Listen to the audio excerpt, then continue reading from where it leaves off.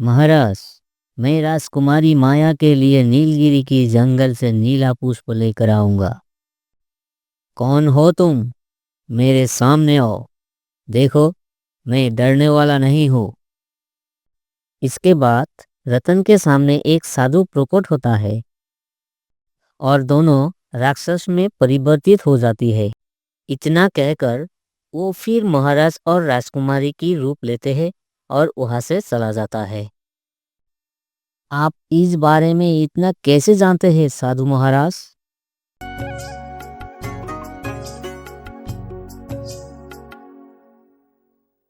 बहुत समय पहले देवनगर राज्य में महाराज केशव नाम की एक राजा हुआ करता था। महाराज केशव की पुत्री राजकुमारी माया बहुत ही सुंदर थी। उसकी सुंदरता की चर्चा दूर दूर तक राज्य में फैले हुए थे। एक दिन महाराज केशव अपनी पुत्री राजकुमारी माया को कहते हैं, राजकुमारी माया, अब तुम विवाह की योग्य हो गई है। समय आ गया है कि तुम अपना जीवन साथी चुने।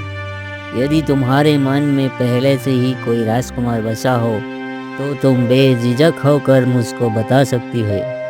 पिताजी, मैं अभी विवाह नहीं करना चाहती हूँ।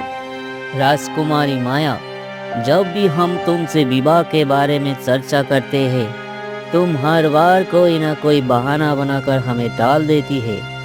ये क्या बात हुई? ऐसा नहीं चलेगा। बहुत हुआ। आज हम जानकर रहेंगे कि तुम्हारी मन में वास्तव में चल क्या रहा है। अपने पिताजी की बात सुनकर राजकुमारी माया गहरी सोच में डूबते हुए कहा, पिताजी, मैं चाहती हूँ कि जब मैं विवाह करूँ तो मेरा होने वाला पति ऐसा वीर हो कि इसकी शक्ति के सामने बड़े से बड़ा योद्धा भी ना टिक सके। तो फिर तुम क्यों चिंता करती हो राजकुमारी? हम भी चाहते हैं कि तुम्हारी विवाह किसी ऐसे वीर योद्धा से हो जो तुम्हारे आदर्श पर खरा उतरे। ठीक है, हम वादा करते हैं कि हम तुम्हारे लिए ऐसा ही जीवन साथी चुनेंगे। पिताजी, मैं उसी युवक को सच्चा वीर मानूंगी जो नीलगिरी के जंगल में रहने वाले राक्षस से नीला पुष्प लाने का साहस करेगा। ये बात सुनकर महाराज केशव बुरी तरह से चौंक पड़ा। अगर तुम्हारी ऐसी इच्छा है राजकुमारी माया, तो हम तुम्हारे ये इच्छा भी अवश्य पूरी करेंगे। ये बात कहकर महाराज केशव माया की कमरे से चला जाता है और वहां जाकर अपने मंत्री को कहा, मंत्री जी, सारे राज्य में ये ऐलान कर दो कि कोई भी वीर युवक नीलगिरी जंगल से अगर नीला पुष्प राजकुमारी माया के लिए लेकर आएगा तो हम राजकुमारी माया का विवाह उस युवक से कर देंगे और साथ ही अपने राज्य का अगला होने वाला राजा भी उसे घोषित कर देंगे। जाओ। ठीक है महाराज, जैसा आप चाहते हैं वैसा ही होगा। मैं तुरंत पूरे राज्यों में यह संदेश भिजवाने का प्रबंध करता हूँ।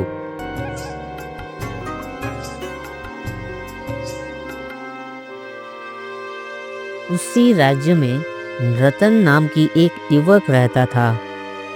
रतन अपने कमरे में था, तभी उसकी मित्र सुंदर आकर कहा, अरे रतन, क्या तुमने महाराज केशव की ऐलान सुना है? क्या ऐलान? कैसा ऐलान सुंदर? रतन, राजा केशव ने कहा है कि जो भी युवक नीलगिरी के जंगल से राजकुमारी माया के लिए नीला पुष्प लाएगा तो महाराज केशव उसका विवाह राजकुमारी माया से कर देगी। और बस यही नहीं, उसे राज्य का अगला राजा भी घोषित कर देंगे। अरे, मुझे ये राज्य का महाराज वहाराज बनने की कोई दिलचस्पी नहीं है सुंदर। मैं तो केवल राजकुमारी माया से विवाह करना चाहता हूँ।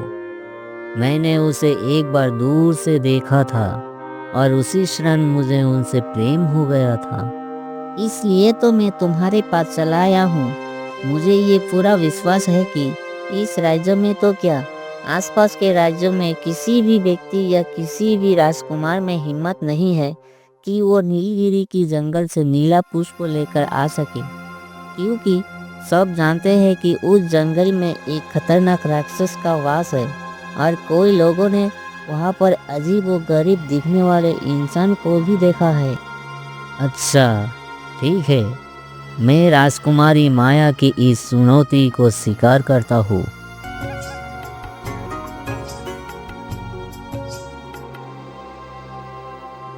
अगले दिन रतन राजमहल में चला जाता है। महाराज, मैं राजकुमारी माया के लिए नीलगिरी की जंगल से नीला पुष्प लेकर आऊंगा। क्या बात है, शाबाश, बहुत बढ़िया युवक। अगर तुमने ऐसा कर दिया तो हम उसी दिन राजकुमारी माया की विवाह तुमसे कर देंगे। महाराज केशव की बात सुनकर रतन चला जाता है। रतन एक घोड़ा में बैठकर नीलगिरी जंगल की ओर निकल पड़ा। रतन का घोड़ा सुबह शाम तक लगातार चलता रहा और रतन की शरीर भी थक कर चूर हो गया था। उसने कुछ देर के लिए अपना घोड़ा रोक दिया और उसने देखा वो एक घने जंगल में था। हाँ, लगता है नीलगिरी की जंगल अब करीब ही है। तब ही रतन की नज़र एक साधु के ऊपर पड़ी। रतन ने देखा कि साधु उसे ही घूर रहा था। साधु रतन के ओर देखकर कहा, कौन हो तुम और इस जंगल में क्या कर रहे हो? देखो, तुम जो भी हो, इससे आगे मत जाना, क्योंकि इससे आगे नीलगिरी जंगल की सीमा होती है, जहाँ पर मनुष्य जाते तो है परंतु वापस लौटकर नहीं आते। लेकिन हाँ, उनकी कंकाल यहाँ जरूर मिलते हैं। प्रणाम साधु महाराज। मैं आपको बताना चाहता हूँ कि मैं राजकुमारी माया से प्रेम करता हूँ और मैं किसी भी कीमत पर केवल राजकुमारी माया से विवाह करूँगा। और मैं उसे विवाह करने के लिए मुझे नीलगिरी की जंगल से एक नीला पुष्प राजकुमारी को ले जाकर देना होगा। ये सुनकर साधु बुरे तरह से चौंक उठा और रतन की ओर देखकर कहा, देखो, मेरी बात सुनो, तुम इससे आगे मत जाओ। लेकिन साधु महाराज, देखिए, मैं साधुओं का बहुत आदर करता हूँ, परंतु मैं महाराज केशव को वचन दे चुका हूँ और मैं वचन को तोड़ नहीं सकता साधु महाराज। ये बात कहकर रतन घोड़े में बैठकर घने जंगल की ओर जाने लगे। थोड़ी दूर जाने के बाद रतन का घोड़ा एक जगह पर रुक गया।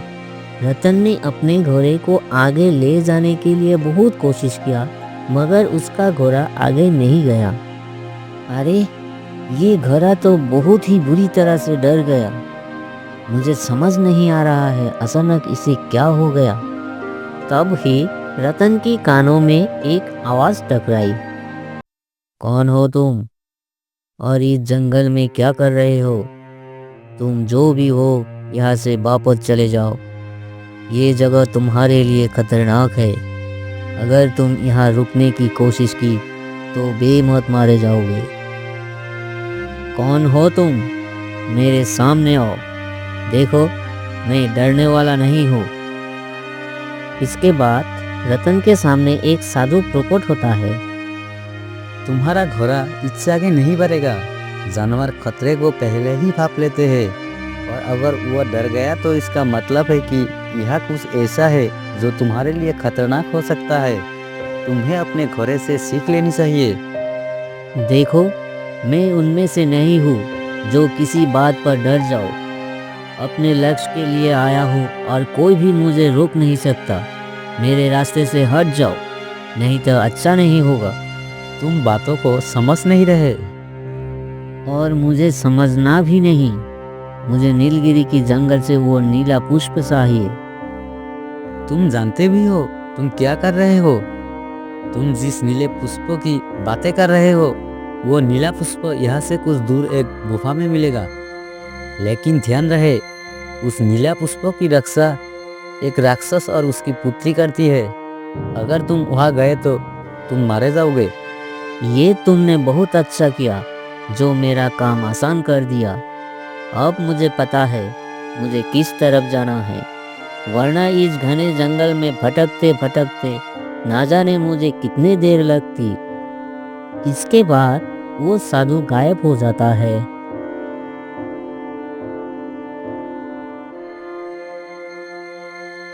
और रतन चलते चलते उस गुफा के पास पहुंच जाता है। हाँ, लगता है यही है वही गुफा जिसकी बात उस साधु ने की थी। मुझे गुफा के अंदर जाना चाहिए। इसके बाद रतन उस गुफा के अंदर चला गया। गुफा के अंदर रतन देखता है एक राक्षस खड़ा हुआ है और उसकी पुतली सो रही थी। उसके हाथ में एक नीला पुष्प था। रतन उसके पास जाकर वो नीला पुष्प छीन लेता है। इसके बाद उस राक्षस ने कहा, मूर्ख इंसान, वो पुष्प मेरे हवाले कर दे।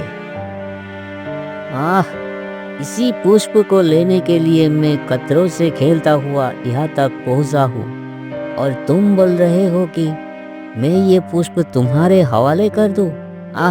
नामुमकिन। मैं ये पुष्प किसी भी कीमत पर तुम्हारे हवाले नहीं करूँगा। तुम नहीं जानते तुम क्या कर रहे हो। मैं बहुत अच्छी तरह से जानता हूँ कि मैं क्या कर रहा हूँ। इतना कहकर रतन वहाँ से चला गया।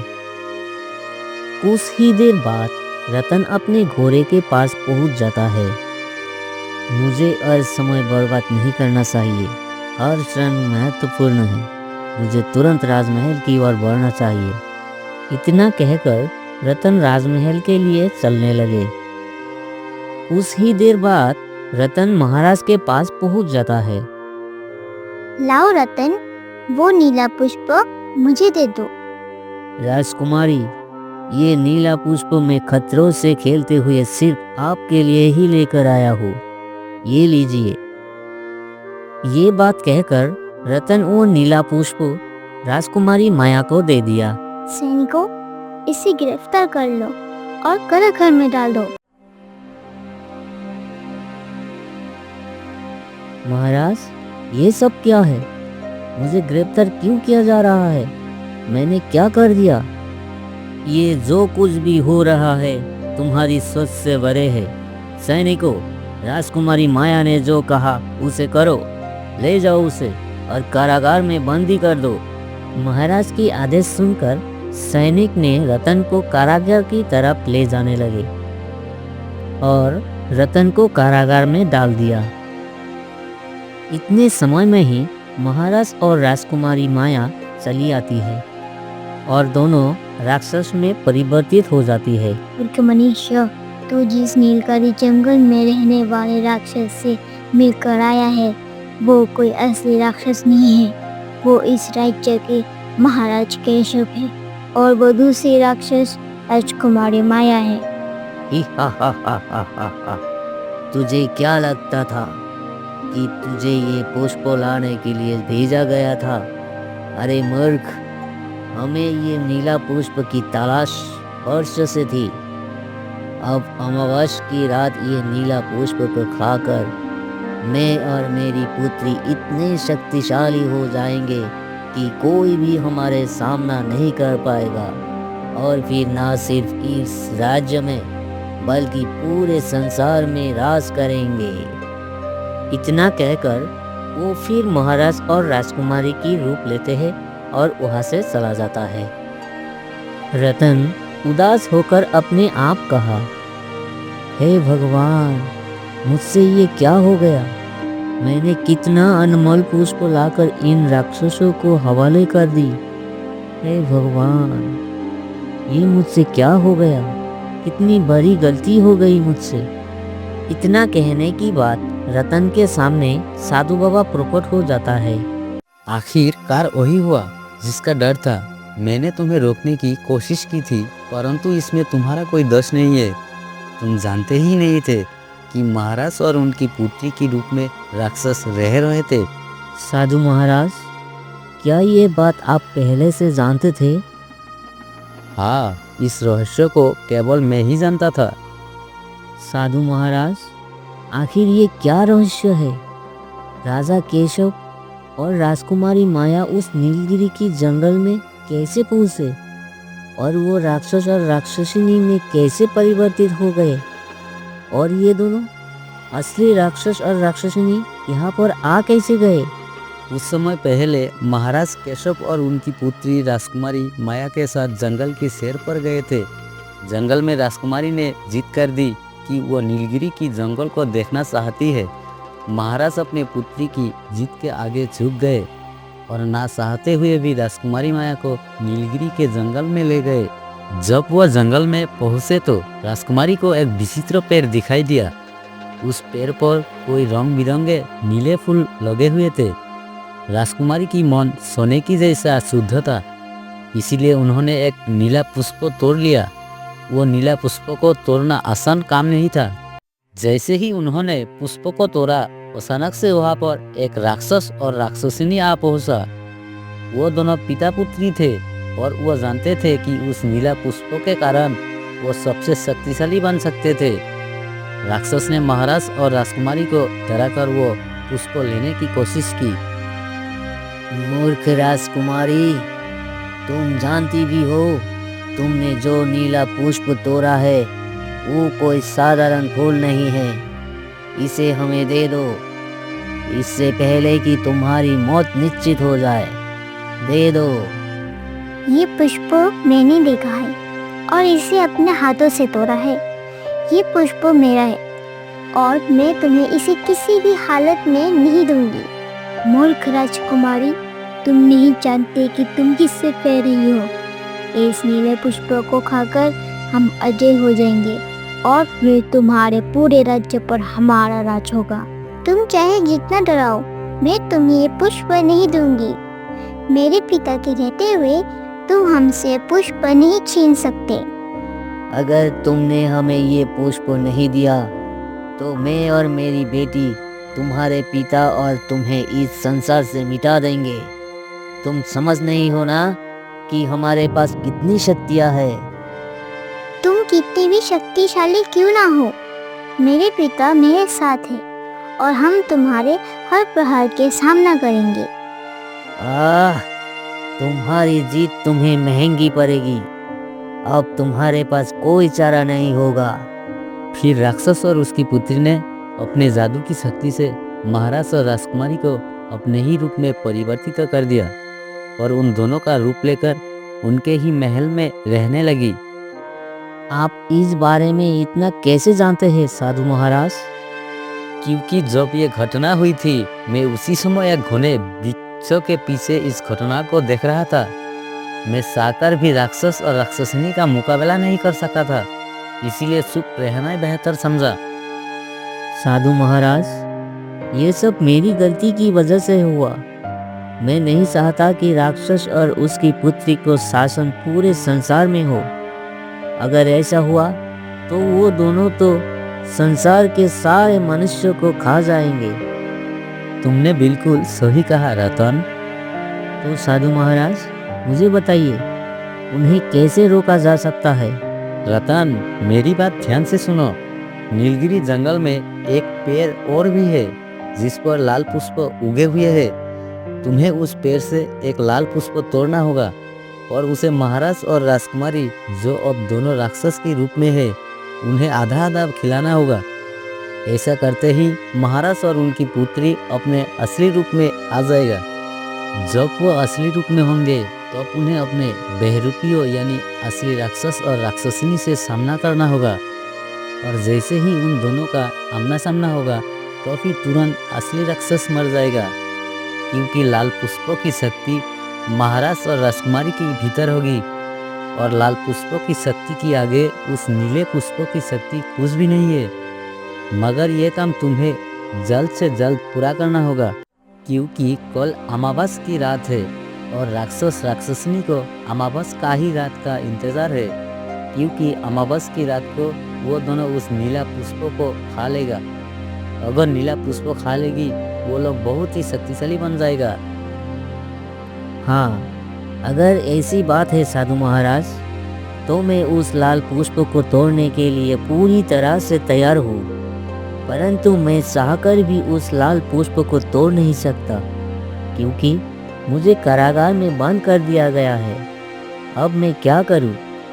रतन, तुम्हारे इरादे नेक है, लेकिन ये जान ले, उस लाल पुष्प को तोड़ना इतना आसान नहीं है। वो पुष्प को केवल वही व्यक्ति तोड़ सकता है जिसका मन सोने की तरह शुद्ध हो और जिसकी हृदय में किसी दूसरे के प्रति ईर्ष्या की भावना ना हो। अगर उस व्यक्ति के अंदर जरा सा ही बुराई की भावना हो तो लाल पुष्प तोड़ने की बात ही वो व्यक्ति मत के आगोश में समा जाएगा। मुझे इसकी कोई परवाह नहीं है साधु महाराज, चाहे मुझे अपनी जान ही क्यों न देनी पड़े। मैं बस महाराज और राजकुमारी माया को वापस उनकी असली रूप में लाना चाहता हूँ। तो फिर ठीक है, मैं अपनी शक्ति का प्रयोग करके तुम्हें उस पेड़ के पास पहुंचा देता हूँ। इतना कहकर साधु ने रतन को अपने शक्ति प्रयोग करके उस पेड़ के पास पहुंचा ही देते हैं। इसके बाद रतन एक लाल पुष्प तोड़ लेता है और चलते चलते रतन उस गुफा के अंदर महाराज और राजकुमारी के पास पहुंच जाता है। मुझे क्षमा कीजिए महाराज और राजकुमारी, मुझे नहीं पता था कि राक्षस की रूप में यहाँ पर आप दोनों हैं। मैं आपके लिए ये लाल पुष्प लेकर आया हूँ। जैसे ही आप दोनों ये लाल पुष्प खाएंगे तो आप अपने असली रूप में आ जाएंगे। इतना कहकर रतन वो लाल पुष्प की आधा महाराज को और आधा राजकुमारी को दे दिया। उन दोनों ने जैसे ही पुष्प को खाया, अचानक से वो दोनों अपने असली रूप में परिवर्तित हो गया। तुम वाकई बहुत ज़्यादा बहादुर हो। जब तुम पहली बार यहाँ पर आए थे तब मैंने तुम्हें गलत समझा था। महाराज, अब आपको और राजकुमारी को जल्द से जल्द महल की ओर चलना होगा। जब तक आप दोनों महल में उन दोनों का सामना नहीं करेंगे तब तक वो दोनों नहीं मरेंगे। तब तो हमें तुरंत महल की ओर बढ़ना होगा। रतन महाराज और राजकुमारी को लेकर राजमहल की ओर निकल गया और जैसे ही वो लोग महल जाकर उन राक्षस के सामने खड़ा हुए, अचानक वो राक्षस जलकर राख हो गई। मुझे तुम्हारी जैसे बहादुर युवक को अपना दामाद बनाने में बहुत प्रसन्नता होगी। क्या तुम राजकुमारी माया को शादी करोगी? हाँ महाराज, मैं राजकुमारी को अपने पत्नी की रूप में स्वीकार करता हूँ।